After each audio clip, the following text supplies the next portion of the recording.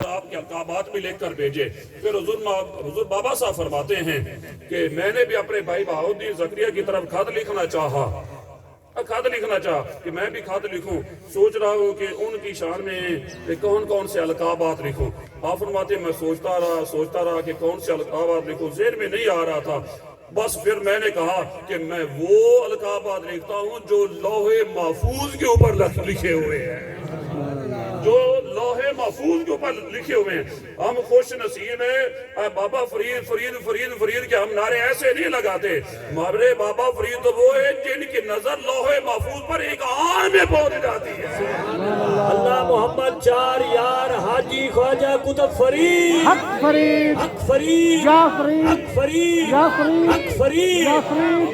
کہ میں نے لوح محفوظ پر بس نظر دوڑائی، میں نے وہاں پر لکھا ہوا دیکھا تھا کہ حضرت خواجہ بہاؤالدین زکریا ملتانی کے القابات میں یہ لقب لکھا ہوا تھا شیخ الاسلام، یہ لقب لکھا ہوا تھا۔ آپ نے وہاں سے وہ دیکھ کر خط کے اوپر بھی لکھ دیا شیخ الاسلام۔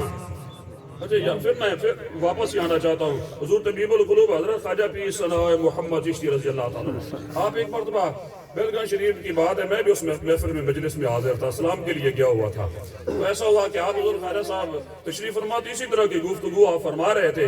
آپ اپنے دست مقدس میں آپ نے گھڑی پہنی ہوئی تھی، جو قریب پیر بھائی قریب ہی بیٹھے ہوئے تھے نا، آپ نے ان پیر بھائیوں کی طرف وہ اپنا دست مقدس آگے کر کے فرمایا تمہیں میری یہ گھڑی نظر آ رہی ہے؟ عرض کی جی حضور نظر آ رہی ہے۔ پھر کچھ وقفے کے بعد آپ نے ارشاد فرمایا کہ اس کی سوئیاں بھی نظر آ رہی ہیں؟ جی حضور سوئیاں بھی نظر آ رہی ہیں۔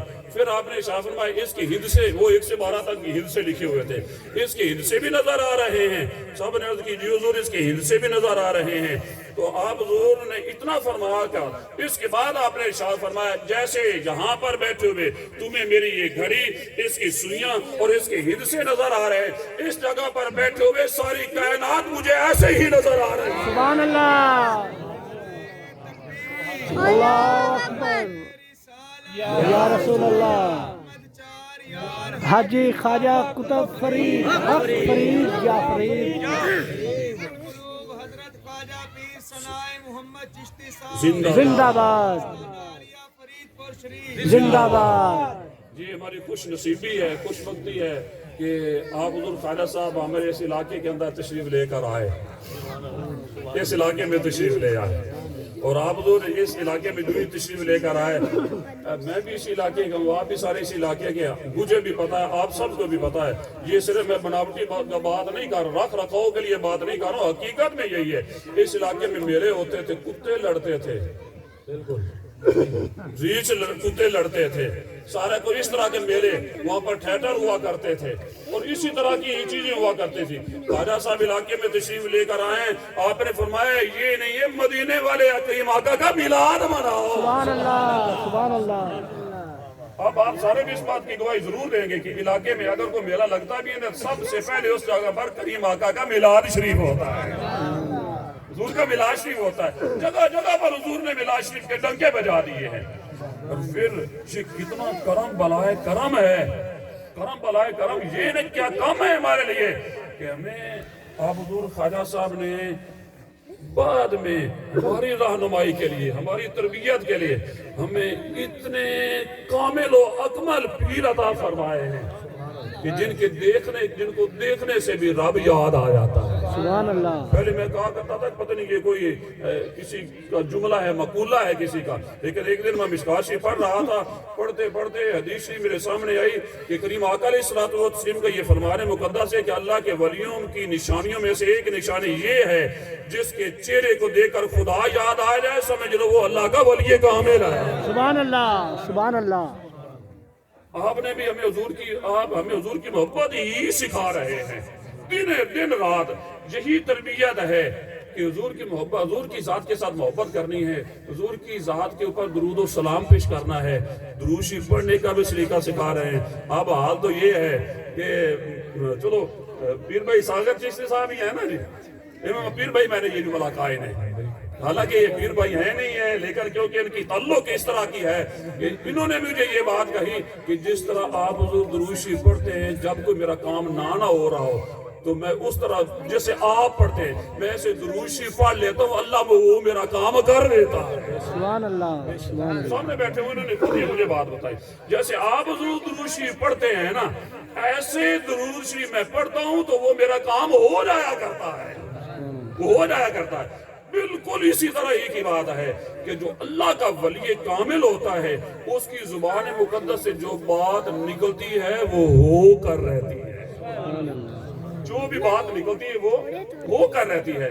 حضور بابا صاحب تشریف فرمائے ہیں، وہ ایک تاجر اس نے شکر اپنے اونٹوں کے اوپر لادی ہوئی وہ جا رہا ہے، تو حضور بابا صاحب کو کیونکہ شکر بڑی پسند تھی تو آپ نے ارشاد فرمایا، اس سے پوچھا کہ اس میں کیا ہے؟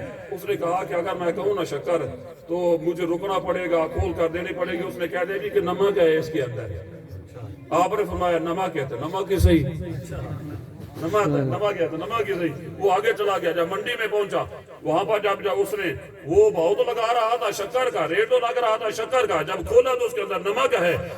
اس کی بات سمجھ میں آ گئی، یہ جو نمک ہوا ہے نا، تو یہ شکر جو نمک ہوا ہے نا یہ کسی اور کی وجہ سے نہیں، وہ زبان مقدس سے بات نکل گئی۔ پھر وہ واپس آیا، آپ کی بات کے اقدس میں اس نے آ کر معافی مانگی، عرض کرنے لگا حضور مجھ سے غلطی ہوگی، وہ تھی تو شکر، لیکن مشقت کے لیے میں رکا نہیں تھا کہ کہیں مجھے دیر نہ ہو جائے، تھی وہ شکر، میں نے ایسے نمک کہہ دیا۔ آپ نے فرمایا تو نے کہا تھا نمک ہے تو ہم نے کہہ دیا نمک ہے، اب تو کہہ رہا ہے شکر ہے تو وہ شکر ہی صحیح، وہ شکر ہی صحیح۔ پھر جا کر دیکھا تو وہ نمک نہ رہا بلکہ وہ پھر شکر ہی بن جاتا ہے۔ اللہ کا جو ولی کامل ہوتا ہے اس کی زبان مقدس سے جو بات نکلتی ہے وہ ہو کر رہتی ہے، وہ ہو کر رہتی ہے۔ اب وہ کیا کتنے کرم کی بات ہے، جو بھی پیر بھائی میک پر آتا ہے وہ سب سے پہلے درود شریف ہی پڑھتا ہے۔ سبحان اللہ۔ یہ ایسے نہیں پڑھتے، اس لیے پڑھتے ہیں کہ خواجہ صاحب نے ہمیں سکھایا ہے، ہم یہ خواجہ صاحب کا پیغام آپ لوگوں تک بھی پہنچا رہے ہیں، اور جس کی کوئی نہ بڑھ گئی، کوئی بھی نہ سننے والا ہو، جس کی کوئی بنتی نہ ہو، کوئی بگڑا ہوا کام بھی ہو، وہ حضور کی ذات پر درود و سلام پڑھتا جائے، اللہ بگڑیاں بھی سوار دیتا ہے، اگر اللہ بگڑی کو بھی بنا دے گا۔